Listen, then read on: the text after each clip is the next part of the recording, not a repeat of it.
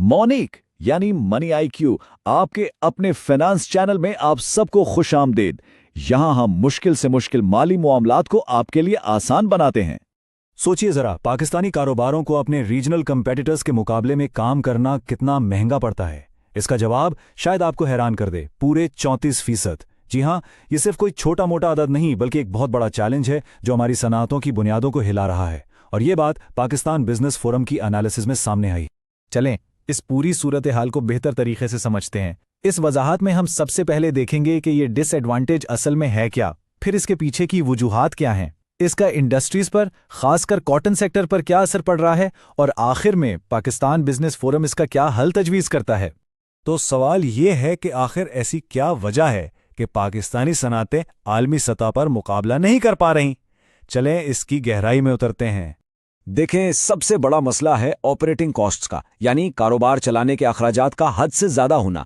और इसका नतीजा ये है कि 2022 से हमारी एक्सपोर्ट्स बिल्कुल रुक सी गई हैं, जबकि पूरी दुनिया की तिजारत में बेहतरी आ रही थी। सोचने की बात है, हमारे पड़ोसी मुल्क जैसे भारत, बांग्लादेश और वियतनाम इस ग्लोबल रिकवरी से फायदा उठा रहे हैं और हम कहीं पीछे रह गए हैं।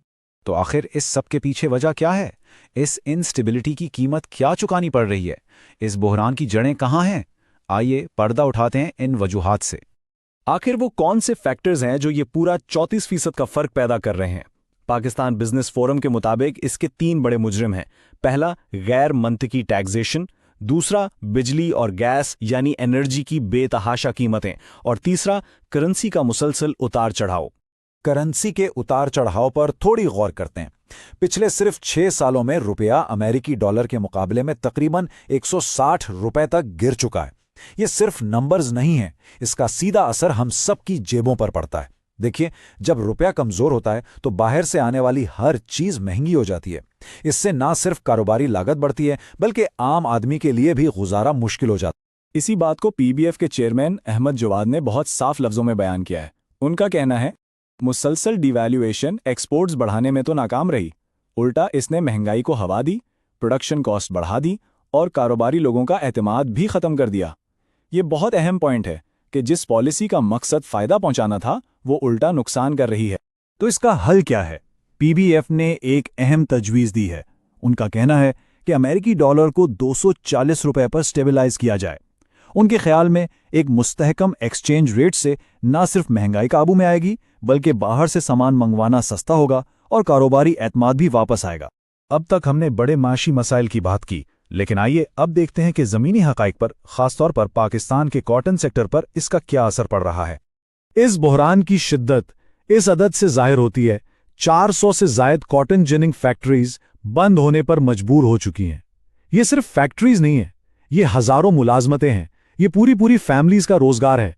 ये एक सनत के लिए इंतहाई तशवीशनाक बात है। और इसका असर वहीं नहीं रुकता, ये एक डोमिनो इफेक्ट की तरह पूरी वैल्यू चेन को अपनी लपेट में ले लेता है। सबसे पहले असर पड़ता है किसान पर, उसकी फसल की मांग कम हो जाती है, उसे नुकसान होता है। फिर बारी आती है गिनर्स की, जो बढ़ती हुई लागत की वजह से फैक्ट्री ही नहीं चला पाते। और आखिर में इस सब का धक्का लगता है पाकिस्तान की सबसे बड़ी एक्सपोर्ट इंडस्ट्री को, यानी टेक्सटाइल इंडस्ट्री को। अब इतनी सारी परेशानियों के बाद सवाल ये उठता है कि क्या इसका कोई हल भी है? खुशी की बात यह है कि माहिरीन के पास इसका जवाब है। चलें उनकी तजावीज़ देखते हैं। एक बहुत अहम सिफारिश है बिनोले यानी कॉटन सीड पर लगाए गए 18% जीएसटी को खत्म करने की। देखिए, मसला क्या है? ये टैक्स गैर मुनसिफाना है। इसकी वजह से मुकामी कपास महंगी हो जाती है, उसकी तलब कम होती है और बेचारे किसान को नुकसान उठाना पड़ता है। अब इसका हल सीधा सा है, इस टैक्स को खत्म करें। इससे ना सिर्फ मुकामी किसान की हिम्मत बढ़ेगी बल्कि हमें बाहर से कपास कम मंगवानी पड़ेगी और पूरी इकोनॉमी को एक नई सांस मिलेगी। और इस काम में ताखीर की कोई गुंजाइश नहीं है। पीबीएफ ने हुकूमत से अपील की है कि फौरी तौर पर अगली फसल की कटाई से पहले यानी फरवरी तक इस जीएसटी को वापस ले लें, वरना डर है कि अगली फसल भी इसी बहरान का शिकार हो जाएगी। तो सवाल यह है कि दांव पर क्या लगा है? अगर हमने कुछ नहीं किया, अगर ये सब कुछ ऐसे ही चलता रहा, तो पाकिस्तान का मुस्तकबिल कैसा होगा? इस सिलसिले में पाकिस्तान बिजनेस फोरम की ये आखिरी वार्निंग बहुत अहम है।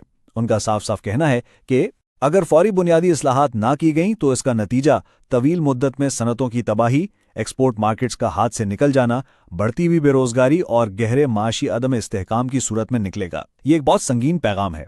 सवाल यह है, क्या हम इस रास्ते पर चलने का रिस्क ले सकते हैं? तो हम इस वजाहत को इस अहम सवाल पर ख़त्म करते हैं। क्या पाकिस्तान इस्लाहात के जरिए दोबारा मुकाबले की दौड़ में शामिल हो सकता है? इसका जवाब आने वाला वक्त हमारे पॉलिसी साजों के इक़दामात और हमारी सनतों की हिम्मत ही देगी। इस अहम मौजू पर और ऐसी ही दूसरी माशी वजाहतों पर हमारी नज़र रहेगी। हमारे साथ जुड़े रहने के लिए बेल आइकॉन ज़रूर दबाएं। अगर आपको ये तहकीक पसंद आई तो इसे लाइक करें और हमारा चैनल सब्सक्राइब करें ताकि आप आइंदा आने वाली किसी भी अहम मालूमात से महरूम न रह जाएं।